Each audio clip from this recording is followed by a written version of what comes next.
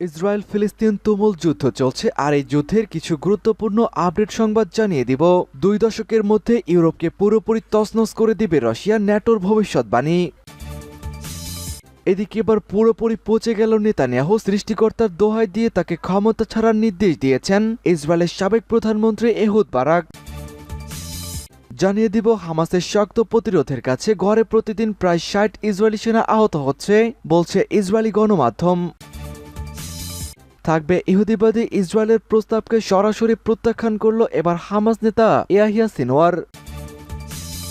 সর্বশেষ জানিয়ে দিব, যুক্তরাজ্যের সবাইকে ইয়েমেন ত্যাগের নির্দেশ হাউসি যোদ্ধাদের। দর্শক, শুনছিলেন সংবাদ শিরোনাম, এবারে থাকবে বিস্তারিত।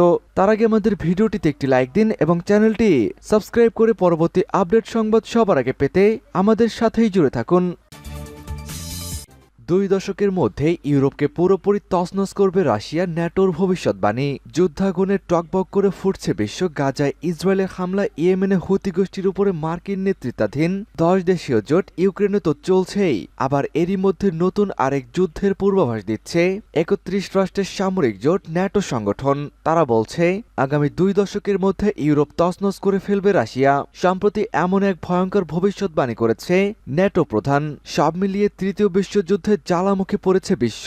খবর পলিটিকো ও গার্ডিয়ান। রাশিয়াকে ইঙ্গিত করে সম্প্রতি এক বিবৃতিতে ন্যাটো সামরিক কমিটির চেয়ারম্যান অ্যাডমিরাল রব বাউর বলেছেন, আগামী 20 বছরে একটি বৃহৎ আকারের সশস্ত্র সংঘাতের মুখোমুখি হবে বিশ্ব। ন্যাটোর ঊর্ধ্বতন পরামর্শদাতা জেনারেল হাজেজ সতর্ক করে বলেছেন, সারা ইউরোপের সব প্রধান সমুদ্র বন্দর, বিমানবন্দর ও পরিবহন কেন্দ্রগুলোতে ক্ষেপণাস্ত্র ও দূরপাল্লার ড্রোন দিয়ে হামলা করবে রাশিয়া। সেই সঙ্গে প্রধান সামরিক সদর দপ্তর ও বিমান ঘাঁটিতেও এই হামলাটি চালানো হতে পারে। এটি করতে রাশিয়া কখনো লজ্জাবোধ করবে না।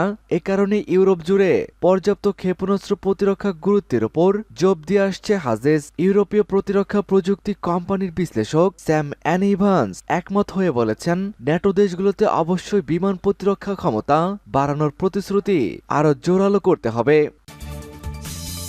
সৃষ্টিকর্তা দোহাই নেতানিয়াহু ক্ষমতা ছাড়ুন, বলছে ইসরায়েলের সাবেক প্রধানমন্ত্রী এহুদ বারাক টেলিগ্রাফকে দেওয়া এক সাক্ষাৎকারে তিনি জানিয়েছেন, আগামী বছরগুলোতে ইসরায়েলি সেনারা গাজার কাদায় ডুবে মরা এড়াতে ইসরায়েলের এখনই নির্বাচন প্রয়োজন। সোমবার প্রকাশিত এক সাক্ষাৎকারে নেতানিয়াহুর প্রতি আহ্বান জানিয়ে তিনি এমন কথা বলেছেন, ঈশ্বরের দোহাই এখনই ক্ষমতা ছাড়ুন। তিনি বলেছেন, সামরিক বাহিনী ও হামাসের শাসন ক্ষমতা ধ্বংস না করে ইসরায়েল বিজয় ঘোষণা করতে পারবে না, কিন্তু জয়ী হওয়ার জন্য হামাসকে শুধু টিকে থাকতে হবে। এমনকি যদি ইসরায়েল সিনোয়ারকে হত্যা করে তবুও তারা টিকে থাকবে। তিনি আরো বলেছেন, একমাত্র উপায় হলো ইসরায়েলের সরাসরি নির্বাচনের আয়োজন করা। এহুদ বারাক ইসরায়েলের সাবেক প্রধানমন্ত্রী। তিনি এর আগে প্রতিরক্ষা মন্ত্রী ও আইডিএফ এর চিফ অব স্টাফ হিসাবে কর্মরত ছিলেন।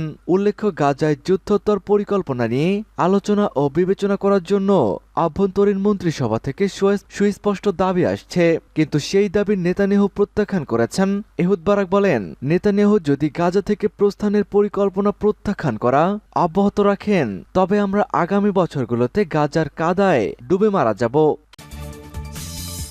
গড়ে প্রতিদিন 60 ইসরায়েলি সেনা আহত হচ্ছে, বলছে ইসরায়েলি গণমাধ্যম। ইহুদিবাদী ইসরায়েলের গণমাধ্যম স্বীকার করেছে, 7 অক্টোবরের পর থেকে এখন পর্যন্ত ইসরায়েলের প্রায় 4,500-এরও বেশি সেনা আহত হয়েছেন। এছাড়া প্রতিদিনই গড়ে প্রায় 60 জন ইসরায়েলি সেনা আহত হচ্ছে। ইসরায়েলের যুদ্ধ মন্ত্রণালয়ের পুনর্বাসন বিভাগের নানা পরিসংখ্যান ও ইসরায়েলি গণমাধ্যমের খবর বিশ্লেষণ করে আল মাইয়েদিন টিভি চ্যানেল এই খবর নিশ্চিত করেছে। এর আগে হিব্রু নিউজ সাইট ওয়াল্লা জানিয়েছিল, ইসরায়েল নানাভাবে এ পর্যন্ত প্রায় 4,000 সেনা সদস্য পঙ্গু হওয়ার কথা স্বীকার করেছেন। ওই সাইটের খবরে আরো বলা হয়েছে, মনোবল হ্রাস হওয়ার ভয়ে ইসরায়েলি সামরিক বাহিনী জনসাধারণের কাছে আহতদের সম্পর্কে সকল তথ্য সরবরাহ করে না। তবে পঙ্গু সেনাদের চিকিৎসা দেওয়া হচ্ছে। ইসরায়েলি ডিফেন্স ফোর্সেস অর্গানাইজেশনের চেয়ারম্যান ইদান কালিমানকে উদ্ধৃত করে এই মিডিয়া বলেছে, আমি 30 বছর ধরে সংস্থায় আছি এবং এতে বিপুল সংখ্যক গুরুতর আহত ব্যক্তির মুখোমুখি হইনি। বিচ্ছিন্ন অঙ্গ প্রত্যঙ্গ, অন্তত্ব বা পক্ষাঘাতে আহত অনেকেই আছেন। ইসরায়েলের প্রস্তাব প্রত্যাখ্যান হামাসের। ৬০ দিন যুদ্ধবিরতির বিনিময়ে হামাসের কাছে থাকা যুদ্ধবন্দীদের মুক্তির প্রস্তাব দিয়েছিল ইসরায়েলি প্রশাসন, কিন্তু হামাস এই প্রস্তাবকে সরাসরি প্রত্যাখ্যান করেছে। নাম প্রকাশে অনিচ্ছুক এক জ্যেষ্ঠ মিশরীয় বার্তা সংস্থা অ্যাসোসিয়েটেড প্রেসকে বলেছেন, ফিলিস্তিনি নিরাপত্তা বন্দীদের বিনিময়ে হামাস ইসরায়েলি জিম্মিদের মুক্তি দেবে এমন ২ মাসের যুদ্ধবিরতির ইসরায়েলের প্রস্তাব প্রত্যাখ্যান করেছেন তারা। ওই কর্মকর্তা বলেন, হামাস নেতারাও গাজা ছাড়তে অস্বীকৃতি জানিয়েছেন এবং ইসরায়েলকে ওই অঞ্চল থেকে পুরোপুরি প্রত্যাহার করে ফিলিস্তিনিদের তাদের বাড়িতে ফিরে যাওয়ার অনুমতি দেওয়ার দাবি জানিয়েছেন। ইসরায়েলের প্রস্তাব অনুযায়ী ইয়াহিয়া সিনওয়ার ও গাজায় থাকা হামাসের অন্য শীর্ষ নেতাদের অন্য দেশে হস্তান্তরের অনুমতি দেওয়া হবে।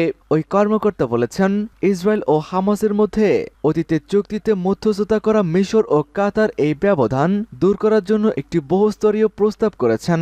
প্রস্তাবে যুদ্ধ শেষ করা, জিম্মিদের মুক্তি দেওয়া ও ইসরায়েল ফিলিস্তিন সংঘাত নিরসনে একটি রূপান্তর পেশ করা হবে। গাজা যুদ্ধ ইসরায়েলিদের প্রতি আন্তর্জাতিক সমর্থন দিন দিন ভয়াবহ আকারে কমে যাচ্ছে। মর্নিং কনসাল্ট ইনস্টিটিউটের নতুন জরিপের ফলাফলে দেখা যায়, গাজা যুদ্ধের পর ইহুদিবাদী শাসক গোষ্ঠীর প্রতি আন্তর্জাতিক সমর্থন উল্লেখযোগ্যভাবে কমে যাচ্ছে।